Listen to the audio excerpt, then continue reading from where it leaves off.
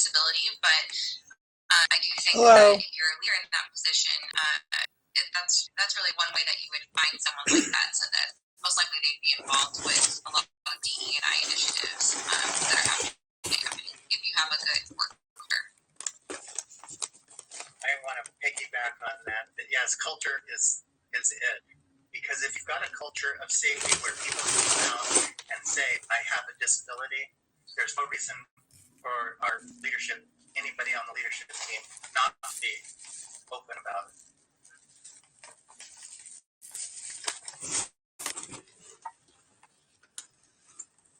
Another question is, what advice, dog in the background also has a question, what advice for allies seeking to be better allies in the workplace or non-place, as the case may be, would you recommend?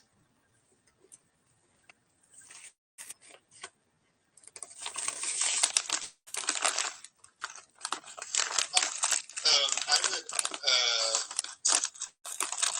place emphasis on the reality that, like, just because you happen to maybe know someone or maybe a group of people with disabilities, it doesn't mean suddenly that you can empathize with everybody who has any disability at all. Hello. It's extremely individual, and our experiences are very, very specific to ourselves.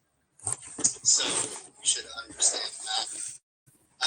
One kind of smaller thing about if you've ever come across posts, I see these on shared usually by like C-suite people of like using a disabled person as sort of your mascot for like no excuses because Jimmy lost his leg in an accident, but he just ran a marathon with his prosthetic. We call that inspiration porn. I'm not here to be anybody's inspiration porn, and that is a very big red flag. Like, I would never want to work for a company of an employee that I see is sharing that kind of content.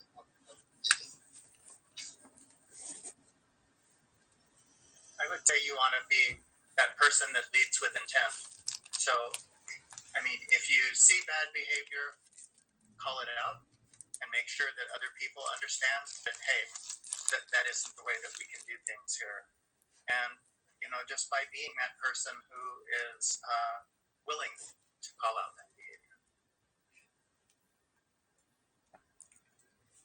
Yeah, and I would say that you can be an ally, but, again, change has to come from the top, and we very much appreciate allies and support, and we want that system built, but, again, those allies really need to be at the top of the company to make change throughout the company.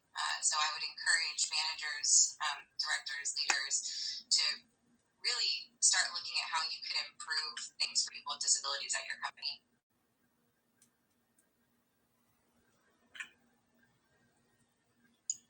And there are a couple more questions in there, but we are just at time, and I want to be respectful of everyone's time today. And so I truly appreciate each of you, Mark, Katie, Nikki, and Marka as well, for leading us in this conversation. And I've learned so much listening in over the last hour, and look forward to continuing to learn more from each of you as I watch your professions grow and change, and hope to stay connected.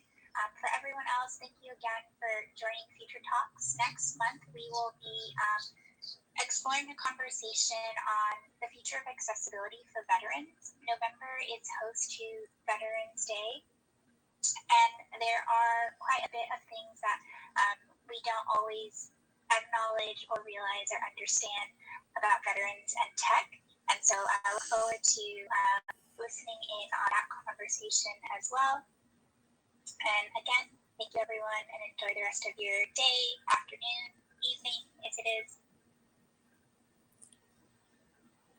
Okay, I have another tech call, so hold on and I'll start it. And you can listen to that also. And I said that if I had a fever, I was going to reschedule the COVID booster. And my temperature right now is 99.0. And for me, that's elevated. And when I got the second shot of Pfizer, my temperature went up to 99.8 and 99.7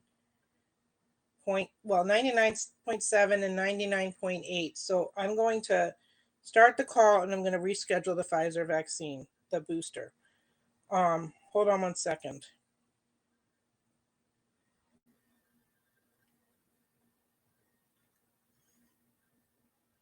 How tech is influencing the future of education and healthcare starts now.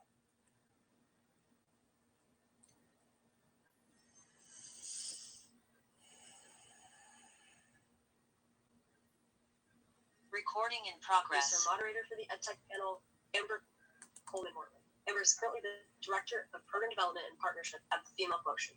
Amber covers civics, K-12 education, Edtech, and family life at the Mom of All Capes and on her podcast with her daughters. Let's K-12 better. We're sharing Amber's full bio in the chat now. Welcome, Amber. Oh my God. I'm going to check it one more time. Thank you so very much, Sonia, for that very warm welcome and awesome introduction. Hi, everyone. This is going to be a wonderful conversation, but before we get started, I'd like to remind everyone to please use the Q&A to submit your questions in that chat box throughout this discussion. We have leading experts here who have lots of great things to say, so we want to make sure that we get to all of your questions. Please do not be shy. So, let's get started. I am thrilled to be joined by Steph Miller, Director of Demand Generation at Demi, Effie Rangu, VP of Advisory Services at Degreed, and Salia Chowdhury, Head of Education Modernization at Facebook. So, hi, Steph, Effie, and Salia. How are you guys today? Oh, good. Glad to be here. So excited to be here. Awesome. Excellent. So, I would like to just start off by saying, my path into EdTech was a little bit unorthodox and strange. I did start in the classroom, but I did not start in a, EdTech classroom. I started as a PD and health coach, actually, and then moved into the civic education space and moved into EdTech from there. But EdTech is an amazing place to be. I would love to hear about each of your journey into EdTech, what drew you to work in the space, and why you are staying. So I'd like to start with Steph. Oh, I love it. All right. Let's see. I think from a very early age, I was just very interested in learning and teaching both. I was a ski instructor. I used to help out with softball for little kids when I was in high school. I think I just had this drive to be a part of the journey for people, and I think I found myself in that a lot of times also. So my first actual job in EdTech was working at lynda.com way before the days of LinkedIn and Microsoft. And I didn't realize the power of learning online actually at the time, until I took it upon myself to start to really invest in the space, and just understanding more about the instructors and the passion that, as you might have seen, people who love to teach just bring naturally to, their courses and their content. And I think it just stuck with me. It's just a little bit in my blood. My parents both actually worked in the school district in different capacities. And so I think I just was always maybe more prone to education than I thought. This coming from someone who didn't ever finish college. Probably I will never finish college. I'll just put it on the record. I'm probably not ever going to be that person. So just finding other ways to get the experience and the knowledge that I need to I guess thrive and help others grow in their careers now. It's kind of the best, Awesome. And I really, really appreciate it. I think a lot of people believe that, working in a space, you have to go to college, you have to do a traditional route. So I really appreciate you sharing that bit as well. I'm going to move to Effie to share, just a little bit about how you got into EdTech, why you love it, why you stayed, and, what you're also getting out of it working in the space. Yeah, well, hi everyone. Hi again. My experience has also been a little bit of the like roundabout way of getting into the space. Even though similar to Steph, I grew up in a household like my father was an educator, is an educator. Education was something, and knowledge acquisition and always growing was something that was really valued in my household. But also as a rebel kid, I did not want to do what the parents did, right? So I was like, yeah, I'm never going to be like an instructor or a teacher, and I kind of like just followed like a different path. And it was funny. I actually started my career. So I'm originally from Cyprus. It's a little island in the Med, and I've had the opportunity to live and work in London and New York, and now I'm in Miami. And I started my career in financial services in both HR and learning tech. And it was funny because part of my job and also personal interest at the time was to always keep my finger on the pulse of innovation in the space without necessarily branding it as such. I mean, I don't even think it was called EdTech at the time. And as part of my job was the ability to find like the emerging technologies or the best tools that companies could use to accelerate their people and their business strategies. And then, fast forward to, I would say a few years ago, I came across this company called Degree that I'm at right now. That's essentially a learning experience upskilling platform that really spoke to my purpose. I found that purpose alignment, and that education is power. And I realized that kind of early on as I got on my journey, because I studied something very different than what I ended up doing later in life. And even those moments in my career, each role that I had was something different than the previous one. And when people ask me the typical question, how did you get to where you are today? How can I follow those breadcrumbs of the path that you took? And my answer was like, you know what? I kind of didn't really have an end state in mind, and things came up because I was always like interested in learning, and I was always interested in acquiring the skills and realizing by way of gaining that access to education and that power unlocked those opportunities that weren't even jobs that existed at the time. And this is why I really love what I do, and I really love what we do in EdTech, because essentially we are giving that ability for people to create their own path and be able to find what that looks like for them in life, as opposed to traditional prescriptive approaches to getting to where you are. I love that. Thank you so much. I'm going to come back to you because your statement, education is power. So I'm going to come back to that statement, but I really, really love that. Salia, if you could also share just a bit about like how you got into EdTech, why you stay in EdTech, and what you love about the field. Yeah, happy to. Oh my gosh, I learned so much from Effie and Steph already. So I very similarly had a uncommon path. I'm from a small little town in Wisconsin, about 1,200 people. I was the only student of color with my brother for the first 14 years of education. And so the access of education, the access of understanding and culture was something that was really close to our hearts at a very young age. And the majority of my family are doctors. And so I didn't even know this role existed that I'm in currently. To Effie's point, there's so many roles, and the careers that many of you on this call are going to take on don't even exist today, which is so exciting and so beautiful. It's a huge part of EdTech. But I studied neuroscience, and I studied women's equity, trying to understand why genders had different access to healthcare and education. Was it different on geography? Was it different on ethnicity? And it took me down a path where I wanted to go to med school and be a nurse, or got accepted. Parents were so excited. I went and worked in Ghana at a hospital for about 6 months, and I fell in love with the nonprofit sector. And I fell in love with how the nonprofit sector and the for-profit sector can learn from each other, can actually create sustained impact and access across the globe.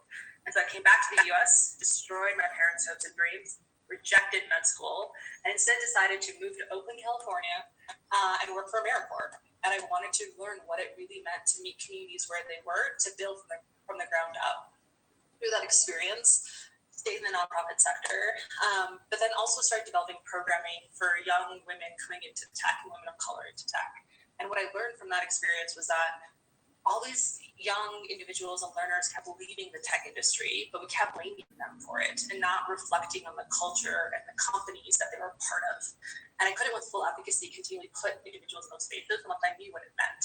And So I decided to join Facebook, and I decided to join their engineering team. And that I'm not an engineer by trade. It was a difficult path to take on, one that was realistic, it was possible. I now have the privilege of being a part of, but it's allowed me to open my eyes to, okay, there's so many elements that are preventing access. How do we together create access? It's going to take all of our communities together to make that happen. And so it's been a pleasure and a blessing. I'm happy to talk about that more later. I'm so excited. I love what you say because gender equity issues are something I literally think about every single day. So I love that you're approaching what can the space do to be more welcoming, to bring more different perspectives and ideas and people's experiences into the space. So thank you so very, very much. So I'm going to come back to Effie with this next question first. Anyone's going to get to answer it. But, Effie, you said something about education is power when you shared just now. So education is often framed as a great equalizer, right? So I'd love to know what role you see Edtech playing in democratizing access and addressing inequity. How much time do we have? No, I'm kidding. I'll use my time allocation really wisely. Well, I feel, firstly, technology in general has provided just a different playing field for our domain for people to get access to anything from knowledge to mentors to coaches to practicing. Really think how the brand of education was traditionally positioned like inside and outside of the workplace. Like it was pretty much event-based. It was sort of like experience-based in relation to like university programs. So Steph, to your point, today you can probably get a lot more value out of these sort of like interactions with coaches and mentors and a community, a support network for you to be able to apply the theoretical knowledge that you're getting from free resources that are out on the web, that you don't necessarily need to go to school to build that pathway for yourself. And I found that EdTech has removed those barriers in terms of what education means to begin with, like the definition of that, and it doesn't need to be the traditional space that we've come from. It also creates this more equitable access when it comes down to geographical barriers or economic barriers that sometimes people face. Typically in city hubs or big hubs of, let's say, brain power, you tend to get a lot more opportunity that can then unlock opportunity for employment, and that doesn't need to be the case anymore. And this is where I feel the innovation in the space has allowed this diversity of not just thought but access, so that people feel more empowered irrespective of their background, irrespective of their environment and context and adversity that may be facing, to be able to get to a different present and future for themselves. I love that. I want to ask Steph to build on some of this as well with your own perspective of how, what role do you see EdTech playing in democratizing access and addressing inequality? Yeah, great. I agree. This is probably a topic we could talk about maybe all day, longer even. But, I think one of the biggest challenges that so many people face, and maybe I'm very privileged and lucky to say that I'm not in this position, but the cost of education is really prohibitive for many, many people around the world, and the ability to get to a place where they can be taught and learn in a classroom environment, for example, that can be very challenging for people for a number of reasons. And so one of the things I see technology helping us do is bridge those gaps and help us get education into the hands of people that they might not be able to in the past. I also just think it's one of those things where you might have all of the necessary aptitudes and passion and desire around something, but not have access to be able to simulate enough data to actually get hands-on and get the practice you need in order to get that first job, right? And so I think technology is opening up all these other doorways and pathways for people to get in and start trying something without having that real-world application or that ability to get into it themselves. And I think that's probably the space I'm most excited about, is like how we can actually transform that for people and get people into the learning environments that they need at a scalable, more affordable, way to do that. It's pretty amazing, actually. Excellent. Excellent. So we're talking about, diversifying the space, evolving how we envision what expertise is, and people's access to education and resources. So I would like to also go with Thalia. What do you have to share about this question of, where you see EdTech playing in democratizing access and addressing inequality? Yeah, echo Effie and Steph's feedback. I completely agree with you. I think this is a lengthy topic. I'm going to focus my answer on one part of it, which is as individuals within EdTech, we have the privilege of creating products and programs for our communities. And something that I've learned, especially in the last year, is that many companies create products for communities, not with them. And so those voices that are using our products, that need our products, aren't at the table when we're creating those products. And something that I believe we should be focusing on is ensuring those stakeholders are with us, so that we're creating and co-developing and facilitating programs and products and meeting them where they are. Learning communities can be really exclusionary when they only reflect the dominant culture. And so how do we ensure that we're reflecting the culture and the identity of those individuals and meeting them where they are when we build? And I think that's something that's really, really exciting and something that's really, really hard. And so, if I can just jump in, I really love what you said about involving the communities that we create products for with.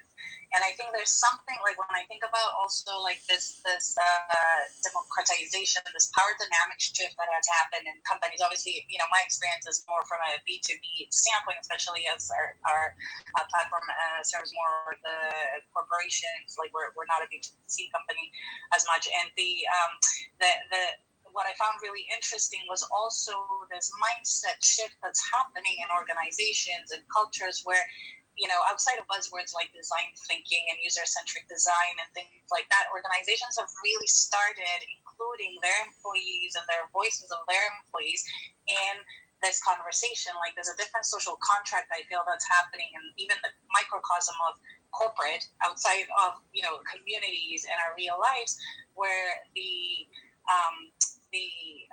dynamic and that partnership is becoming more real because of that involvement, because now they're co-building, now they're understanding that there's not this cascade of, we direct you do, but rather we do together in the best interest for the collective. So I think there are very many different behaviors that EdTech has empowered or potentially enabled, maybe instigated as well, but they're coming to it like this, this different world that we're all living in different formats. Yeah, beautifully said. I love that. Oh, yeah, go ahead, Steph.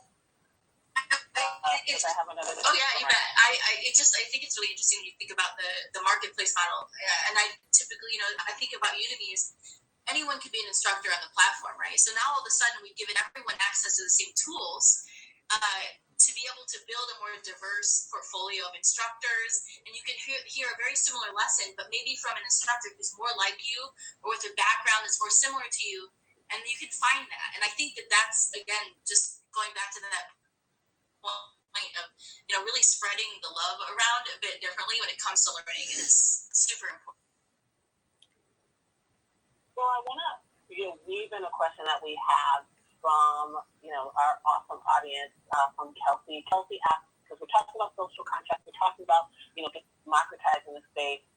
So the question is, given the current conversation about equitable and culturally responsive and culturally responsible education in traditional learning environments, what responsibilities do you think EdTech companies have in that regard?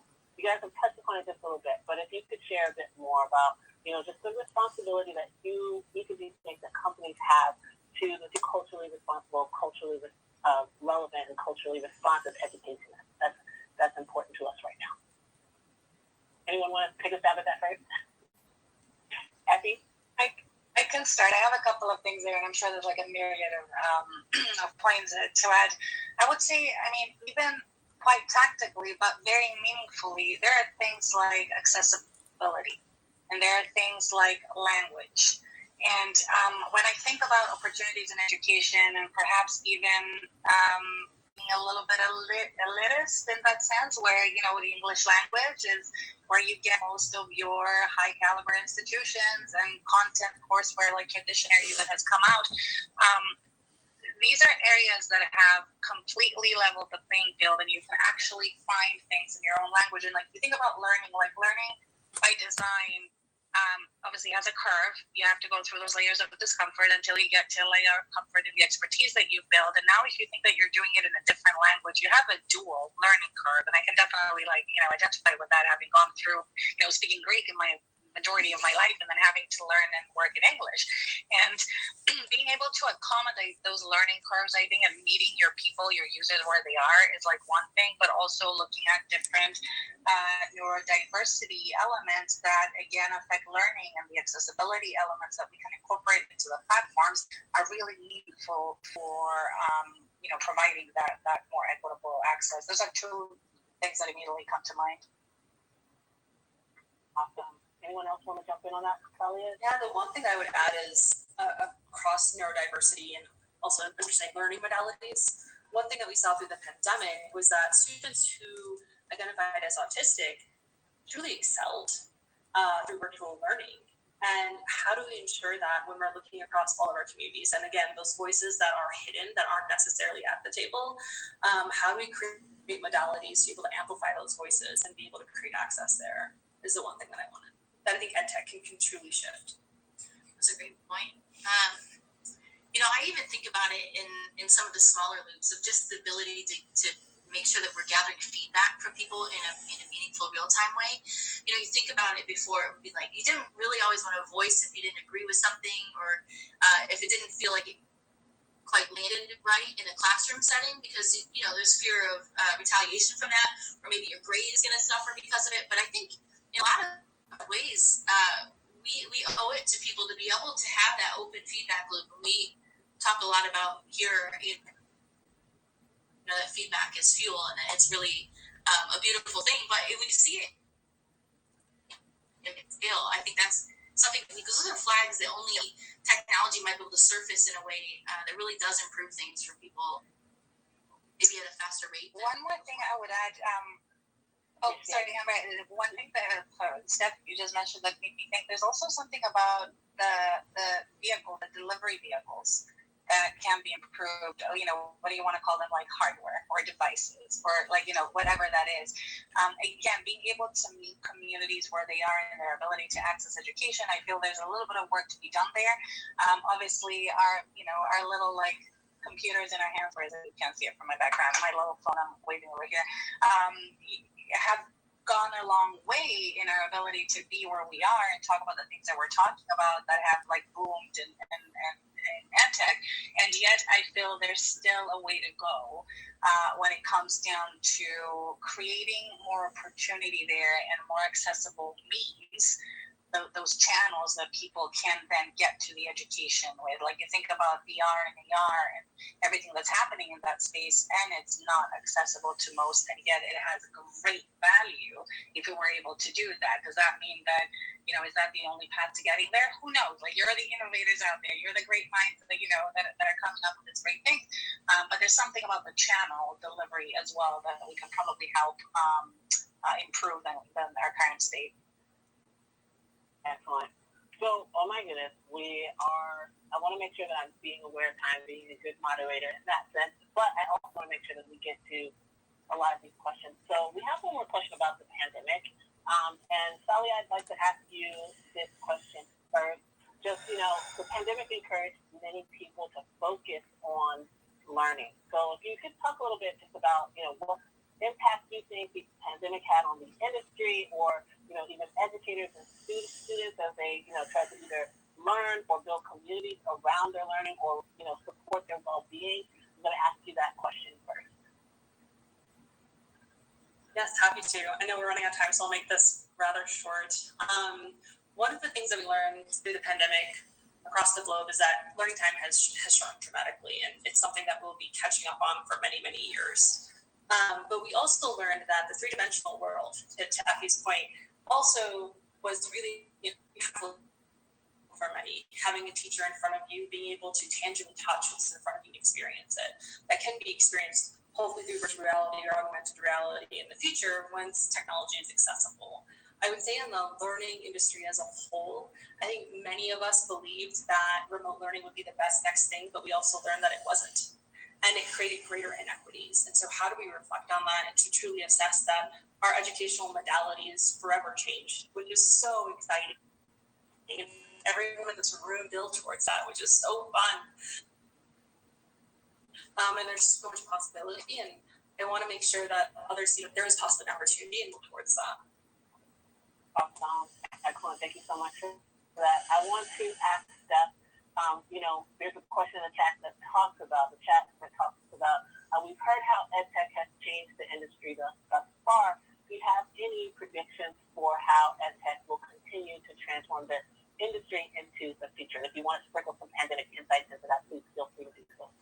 Wow. I mean, if I could do this, if I could predict it, I would be making a lot of money, I bet. But, the one thing I would say is it's definitely, given the passion that people have for learning, and I see this in the culture of teams I've worked in now and in the past, is it's not going to stop, right? I think that we all know that the power that education has to help us change our direction in our career, or maybe even in our lives, or just become better makers. And I think that, that's really something that we can't understate. And there's a motivation under that is way deeper than I think any sort of revenue model or business outcome. And I definitely think that for me, it's about tapping into that passion, and that we're going to continue to see a lot of evolution just because of the nature of learning and how much we know it moves us individually. So I wish I could predict the future. That'd be really special, but that's my take on it. That's awesome. So I just really quickly want to thank you all. We do have a few more questions. What I will say is if each of the panelists could share in the chat as we close. The question is, and I think this is pretty awesome from Sam, where would be the best place to start to transition into EdTech, or start the process of the transition into EdTech, right? So what companies you will look out for, or even advice that you would give. If each of you could share that in the chat with everyone, I would greatly appreciate that.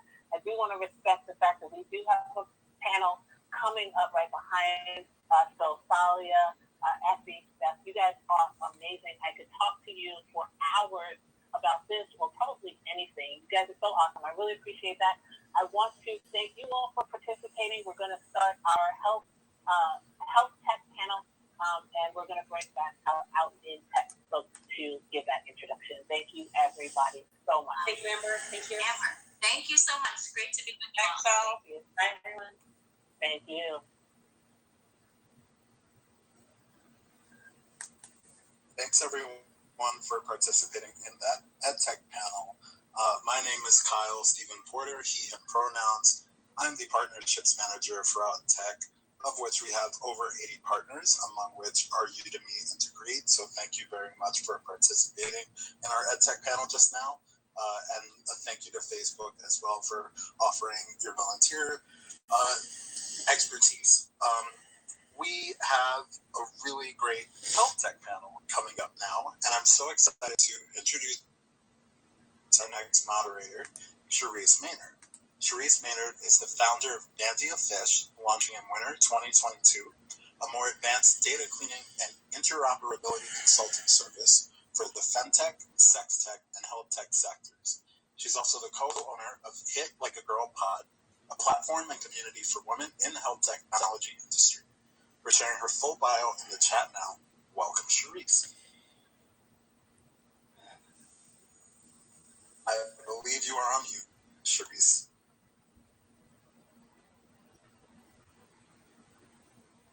Thank you for having me. That was a lovely introduction. I'm really excited to be here. I'm looking forward to chatting it up with all these lovely folks. And again, thank you. So I want to remind everybody that you do have the opportunity to chat within the chat section and to put your questions in the Q&A section, which we will get into momentarily.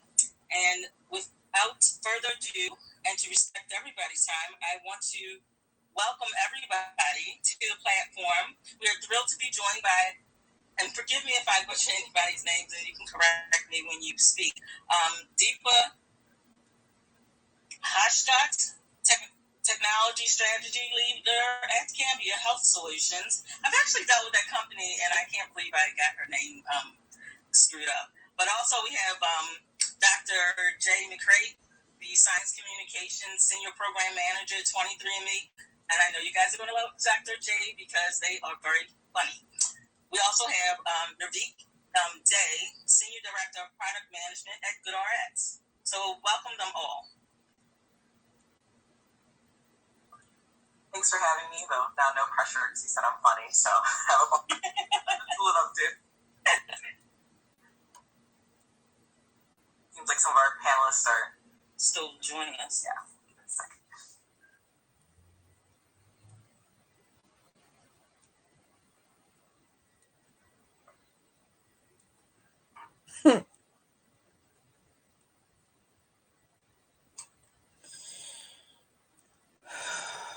Looks like Deepa's here. Eureka is here. Hello. Hello. There you are. Hi. Thank you for joining us. Of course.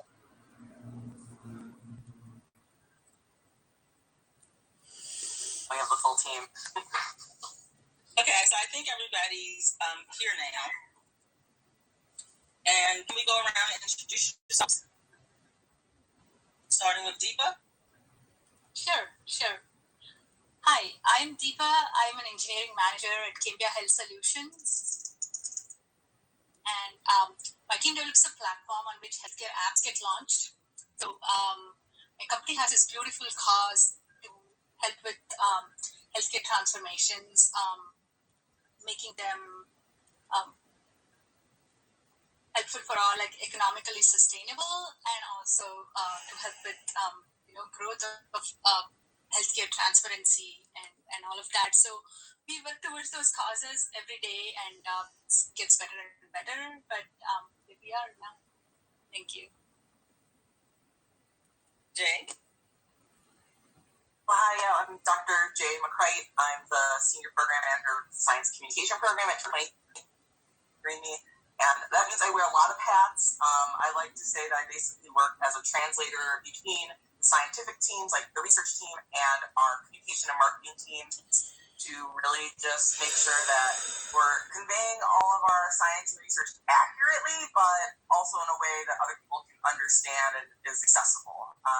So I get to do a lot of fun different projects across the company, from building websites, reviewing and editing material, videos, all sorts of things that's too long to list. Navdeep. Hi, good afternoon. Good to meet you all. I'm Vivek. I lead the product team for consumer and healthcare professionals at GoodRx. So I also wear multiple hats, like Jay mentioned, as part of product management. It's kind of part of the role.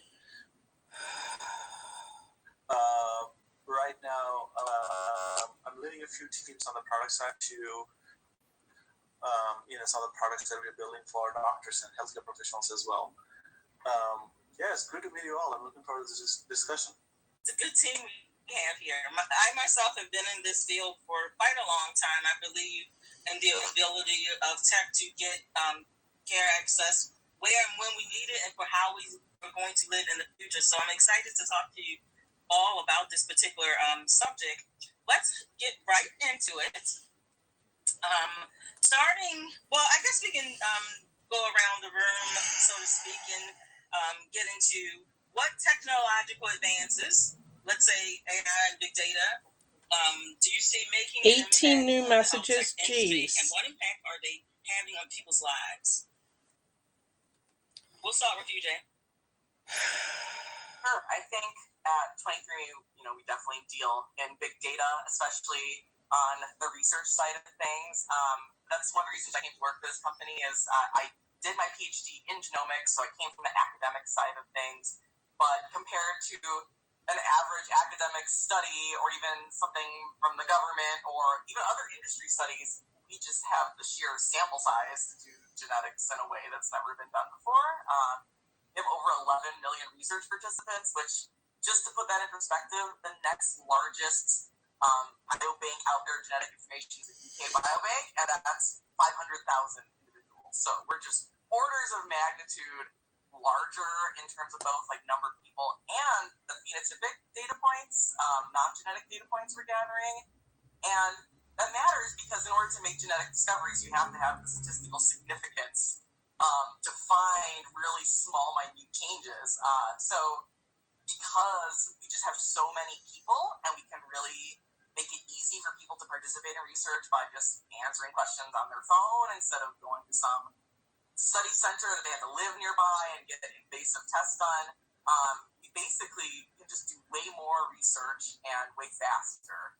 So just like one specific example that just came out is we're doing this rare disease research, which rare diseases are defined as affecting less than 200,000 people, but there are 7,000 or so rare diseases out there. So that means there's actually 30 million people affected by a rare disease, and these are just really understudied because there aren't enough people out there to study them, but we capture those people in our data just because we have so many people. And so I'll throw the preprint in the chat in case anyone here is more on the genomic side of something I'm interested, but because we have that size of data, we can do really cool research. So I definitely think that's part of the future. I have a question for you all about that after we finish this. But Nurdeep, what are you thinking? Where are we in the industry? You're asking in terms of just AI and big data, or in general? In general. I think in general, so I have, spent my life in other industries than health, and I'm very new to health tech for, let's say, a year and a half now. And I think we are in the early days for health tech. I mean, that's probably, goes beyond saying. Especially if for me, I have spent a lot of time in e-commerce and search, and I've seen how those were in the early days and where they are now, where you can press a button and things just magically show up in your doorstep. For care delivery, just care access. In general, healthcare is in a much, I would say, seminal stage, like the germinal stage, where it's just, people are just realizing that technology has the power to do a lot more, particularly in terms of access to care.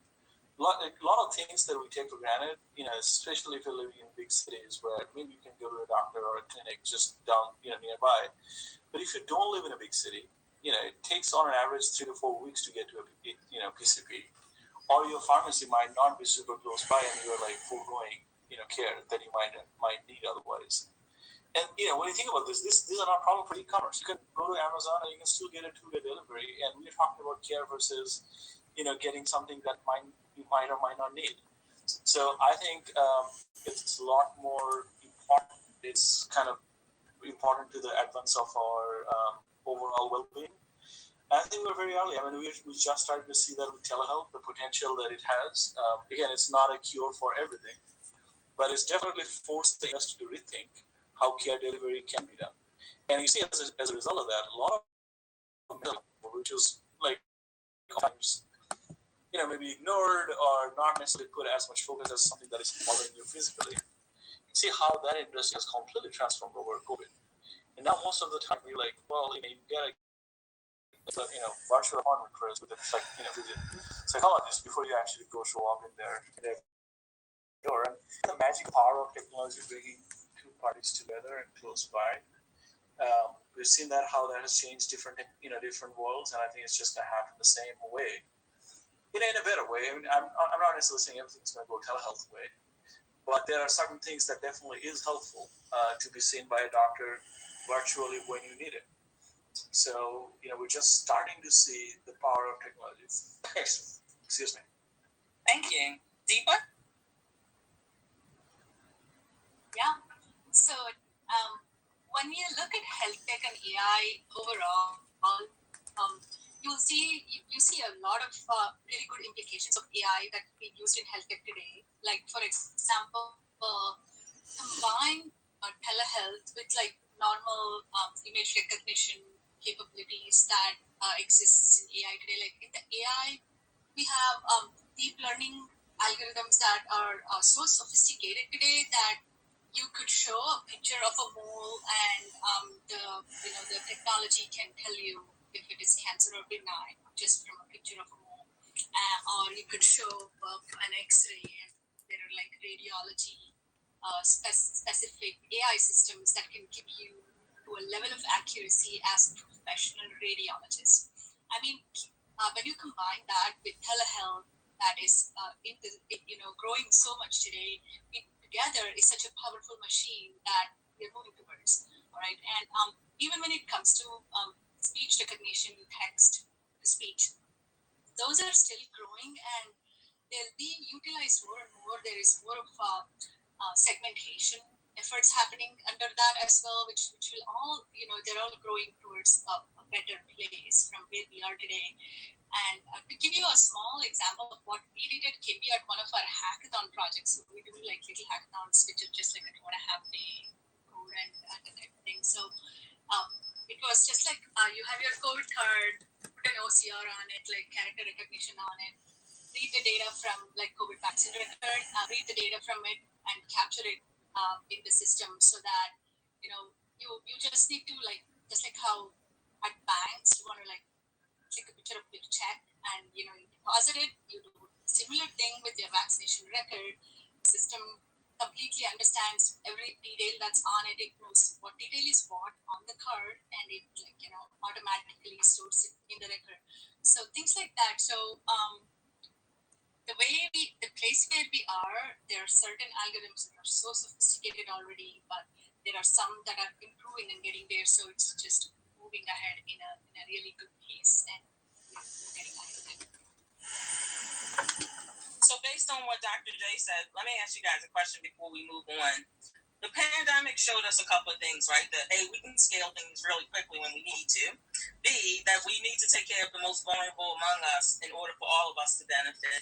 And C, that we still have to find a way to regulate things. Do you feel that we're being as responsible as we should be with tech and with data? I guess I would include in that conversation. Or do you think we still have a ways to go to get to a place where we're all using smart technologies and smart strategies to work with tech and data? I mean, I always feel like there's room for improvement, right? And I'm sure, my experience is just working at 23andMe, and I can't speak for like other biotech companies, but I feel like we, like in terms of data, and we really think about privacy a lot, just because it's really key to what we do with genetic information. It's super personal. There's lots of health information that can be drawn from it. So I know that, like, from 23andMe's perspective, is when we're dealing with data, we can take a very conservative route in terms of, we never share with law enforcement, we never share with insurance. We would only share with, like, valid research institutions if you opt in to research, and in those cases, it's de-identified and aggregated, and, like, even more conservative than what the average like university genomics facility is doing when they're doing collaborations is how we handle stuff. I can't speak for other biotech companies in terms of what they're doing, but I think it's one of those things where we need to put people first, right? Like, these aren't data points, these are human beings, and we need to make sure that it's not just about what's the best way to use this data to make some advancement, but also like protecting our customers and making sure we're serving them with our products and not just using them. Yeah. Nuri, what do you think? Yeah, I think this is definitely a meaty topic. Obviously, everything that you do within a doctor visit context, so I'm talking more from a telehealth or virtual care perspective, that obviously covers under HIPAA. Obviously, there's stringent restrictions in terms of what you can do, how do you store that data, how is it like shared or done, analysis on all that. So that's definitely well covered, I would say. Obviously, I think there are some things that we should look into, and I think it's being looked into as we kind of speak, as we have seen a lot of virtual telehealth companies pop up overnight, literally, for good reasons, and try to like help in general. But sometimes you see like laws have not kept up with the industry and what the use cases are. So there is a good conversations going on there. I do feel like on the data side, there are certain things that I feel like, especially in the marketing and how you use data for marketing purposes, probably need to be looked at a lot more closely. Because like I was saying, everything falls under HIPAA when you're looking at a doctor visit context. But a lot of new generation health tech companies, I feel like they're kind of flirting with danger a little bit, where you're looking at, okay, how do I find more patients who looks like them? Now, to Jay's point, I mean, these are human beings you're talking about, and I think you need to be more responsible and careful how do you deal with that.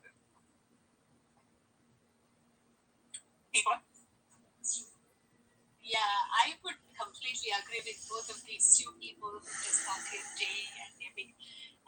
Security and privacy are the top challenges right now in the healthcare industry on the health tech side. Imagine just Facebook, collecting your data and sharing stuff, and Twitter itself facing regulations. But we are talking about health data. It's more like gold. We are like dealing with gold mines here. So everything around security and privacy becomes really important. Like, what did the user consent for? What was the purpose of the consent? Like, did you actually gather consent? And did you publish information? Did you tell the user specifically how you're going to use the data, how you're going to use the data, who you're going to share it with?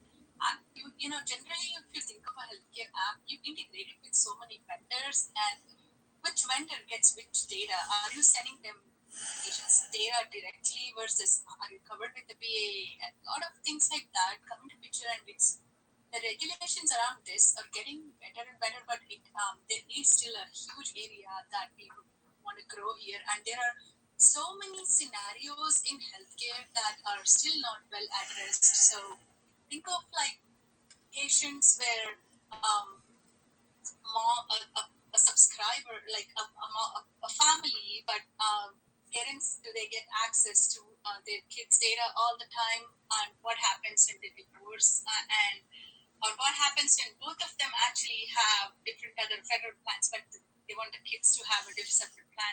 Things like there are a lot of some of these scenarios with respect to like privacy that most of the companies are still developing good solutions for, and privacy and security is like the biggest area as we see this from the future. Okay, so this next question, Steve, I want to stay on you. We've seen a push to make healthcare more accessible. So when you think about like technologies like telehealth and even texting, I'm thinking about as we're sitting here, how do you see these things playing out in the future? What's the future of like telemedicine, and is it here to stay, or do you think regulation will once again take over innovation? Question. So, personally, I think telemedicine or telehealth, it's like working remote. All right, it's like a paradigm shift, and it's like low cost. It's proved itself to be effective, especially when combined with other things that I talked in the past. And it's flexible, easy to get appointments, no driving, all these things that it comes with. So I think it is here to stay. But there obviously be certain kind of treatments for which it's not applicable for, but it still, there's a whole gamut of doctor visits that telehealth can take over. So I think that's definitely here to stay. But there are regulations on top of what happens during telehealth. Like, you capture, like nurse chat line, you capture those chats. How are you going to use those chats? You tell the user that this is how you're going to use these chats. Or a telehealth conversation, make it a text to speech, you're going to machine learn on top of it, come up with recommendations for your patient, or like you're trying to help them. But did you tell them that you're going to use it for this purpose? Things like that. Those are going to be extremely important. I also think there are more, the emerging trends are towards like social determinants of health pieces. And like we have an app. I am from this particular background. I'm going to the doctor. So probably the first time that the app gives you a special checklist of here are things that people normally check, and you should check too. And it's like culturally, maybe I'm not aligned to ask those things out loud, but because the app could augment that capability, and you might want to do that. Things like that. Those are again an area of research, current research that is growing as an emerging trend.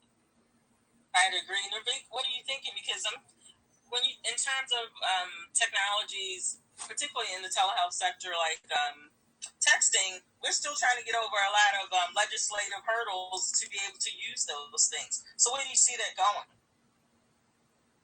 If you're sticking with analogies, I would almost say that telehealth was there even before COVID, right? Telehealth has always been there.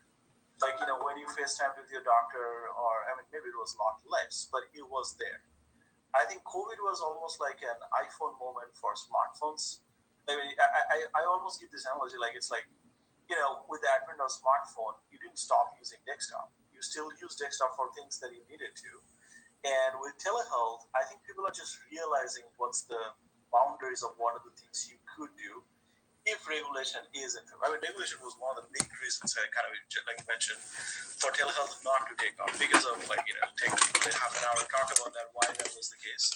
But I think with like the 20th Century Cures Act, there's a lot of things on the policy side that's actually helping a broader adoption of telehealth across both providers and patients. And I think we'll probably see very similar sort of Cambrian explosion. Like when the iPhone came, the first year was like maybe hit or miss. I was like, wait, do we need this? Like, it looks like a fancier version of BlackBerry, and it has some nice looking games, but yeah, that's about it. And that's kind of where we are right now with telehealth. It's like, okay, it works for looks like hair loss and ED and a few other things, but like that's really it. Like, you don't really need telehealth for other things. But then Uber happened, then Lyft happened, then Instacart happened. Then like you see these things that come up over time as adoption curves goes up. With telehealth, I think my analogy is like, well, a lot of things you can't do today, and telehealth is a perfect fit for things like ED or hair loss, where you're embarrassed and like you don't want to go talk to a doctor. Like this internet is ideally suited for that. But then, as you have at-home kits, which can potentially take your blood sugar, which can potentially take your blood pressure, you can start to manage a lot of things at home. And telehealth just becomes a way to connect your doctors. Like it's no longer like telehealth and in-person. It's like one care. Some part of that care is delivered over telehealth. Some part of that care is delivered over, like, when you need to actually really go into the doctor's office and they need to kind of talk to you in person. So I almost think that regulation is going to follow some of the developments that's going to happen. But we are at that stage where you're like, okay, there's a bit of a disillusion right now with telehealth. Like, well, COVID is a thing of past. Hopefully it would be. And like a lot of people hopefully would go back to doctor's office and they're like, well, do I need telehealth? But as you start to see these things come up and the ecosystem gets more mature, you'll start to see it's not telehealth versus in-person. It's more like it's a combination of both to deliver care the most effective way you can. Dr. J? I think I'm in agreement with what your Vika and Deepa said, and that I think this was an inflection point, and that people are realizing how convenient telehealth is, how it actually physically drive your doctor for little things, like, I don't know, if you get chronic sinus infections, you always just need those antibiotics. You need someone to write it for you and send it to you. Or birth control, re-upping it, you have no weird symptoms. Just things that are standard that don't really require you to go in, and it's done so much easier. I don't know if you've been following the news, but last Friday, 23 actually acquired Lemonade, which is a telehealth and pharmaceutical delivery company. So clearly, I think my company is showing that we believe this is something that is here to stay. We've always had a mission of improving access to healthcare. Like, that's what 23 is all about in terms of genetics. So we see this as just like the next step in terms of, okay, you have your genetic results. Now, like, can you actually talk to a doctor? Can we facilitate that action step? So I also think, and this is more like a personal take, that I've been always involved in like diversity, equity, inclusion groups, and I feel like a lot of stuff that we've seen develop during the pandemic were things that, neurodiverse people or people with disabilities have been asking for decades. And basically, once the pandemic happened, all of the other people were like, oh, we need this too now. And it's kind of unfortunate and frustrating that it took like everyone realizing this benefits everyone to get on board with these services. But I think now that everyone sees it's so convenient and that it does benefit everyone, we're going to see them stay. So it's kind of frustrating that it took a global pandemic to make these improvements, but like Nervi said, I think we're hitting an inflection point. So maybe there's still a lot we need to figure out legislatively, or how like you said, we're transparent about people, or transparent with people about how we're doing certain things or providing certain services. But I see it as really exciting. Like, this is going to be a whole new future to revolutionize healthcare. So I'm super excited to see where this goes. I agree. And I have a small poll for you guys. And those of you who are attending, please feel free to answer in the chat. But I always say that healthcare is like British fashion, 5 years behind the trend. So it takes us a while to catch up. So for you guys, a small poll, what do you think is slowing us up more? Infrastructure, because we now know after the pandemic, the digital divide is definitely the new social determinant of health. So is it the infrastructure or legislation that slows us more? Anybody can answer that. I'm going to, this is my point of view, not 23. This is me as Jay. It's infrastructure, at least in my field, because I see a lot of stagnation about like electronic health records not being standardized or easy to access across different doctors, and just like access to your own health data seems so frustrating that to me it's like, if we just had better databases built out, like, it's totally a solvable problem. It's just you have to like gut and redo the infrastructure to fix it. So I would agree, and I mean, my answer is like, can I answer like say yes to both? Because I think the challenge is, I mean, that's kind of the crux of it. If we can get patient health records in a unified way, we could do so much more in terms of care delivery, in terms of personalizing care, all of that. Challenges, I feel like one is what you're saying, Jay, like around fire standards and making sure that the personal health records are available across the board, so that I can download the data. Like, I mean, it's such a thing across everywhere else, but I can't download my own health record. It just boggles my mind. But part of that reason is not necessarily infrastructure; it's also legislative. I feel like private companies, like private insurances, don't really want to share the data. Like, if you are going to Palo Alto Medical, they don't want to make it easy for you to like download your data, because hey, they want to be with Palo Alto. So I think we need some legislative push. That's why I'm so bullish on Cures Act. Hopefully that would be enforced, and we can get more transparent pricing across the board. But I think we need a bit of a government push to really make this workable. Okay, so our final question that I actually have for you guys, I'm going to try to grab some questions out of the Q&A section. And the conversations around diversity and inclusion initiatives in healthcare, how effective have you seen them, and do you think we're moving in a good direction? Anybody can throw that out to the group. Oh, Deepa, yeah, go ahead. Yeah, I'll just take that.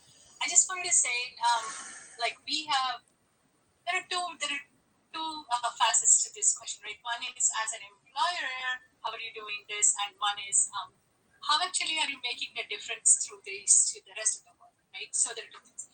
As an employer, like, we have a group called Ideal. They educate all the employees about DEI. Things like unconscious bias, right? Specifically was like the most, animated conversation of sorts that we have had. It just helps people be more mindful about different situations, about different types of people, and where they're coming from, and understanding that better. And that's been really helpful. I think it's given voices to people who were trying to suppress their voices in some parts. And the second thing I wanted to bring up was how it's impacted the recruitment. Now we are like mindfully recruiting diverse from diverse sectors, and we have employee resource groups that represent each sector, so that everybody has like a root. Like, so these people are like us, and we belong here, and that's becomes so important to every person. And through getting a diverse population is to work for you is one thing, and what do you do with it is the second thing. Where we have these healthcare apps that we are building, and we want to make sure that all voices are being heard. So bringing in this diverse population in is a way of us moving towards products that apply not only to a certain population but to the diverse population. So we're trying to represent a diverse employer group who makes decisions so that it gets reflected in the products that we launch. So that's kind of what it is. Thank you guys for participating in this panel. There are a lot of Geez, questions that we 24 didn't more get to. messages. I Some of can't them are keep the up same. with them. The people in the chat wanted to know what you guys would give as the area, the most improvement or areas where people should go into. So you guys can reach out to the panelists through LinkedIn if you want to talk to them about some of those things, or follow us on Twitter. I'm always glad to answer questions there.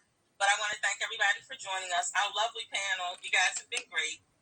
These guys are very insightful, so everybody please follow them and reach out to them at your earliest convenience. And thanks again for joining us. Thank you for having me. Thanks for having me too. It's great. Take care. Bye. Okay.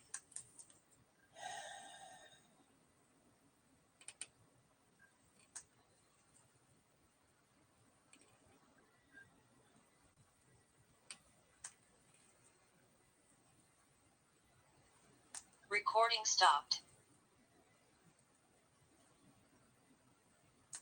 Damn it! I was trying to screenshot the comments before the webinar hung up, but I failed. All right. Thanks for listening with me. Bye.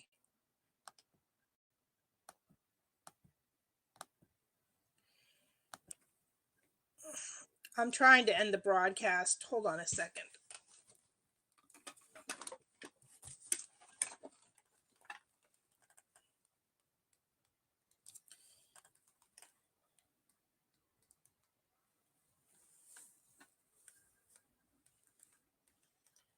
Can't hear Tori or whoever's speaking because people that have come forward. In fact, one of the actors cast in Alec Baldwin's movie Rust is speaking out about some of his safety concerns on set. So his name is Ian Hudson. Okay, there he is. He played an outlaw in the film who gets killed in a shootout. He said filming the scene was extremely unsettling. And in fact, here's what he told TMZ. Listen. Everyone on the camera crew was protected by shields. And the camera was protected by shield. Here's what he told TMZ. Listen. Everyone. So his name is Ian Hudson. Okay, there he is. He played an outlaw point because there's so many different people that have come forward. In fact, one of the I'm Sam here with Al, Tori, and Erica, and a lot of you are drum roll.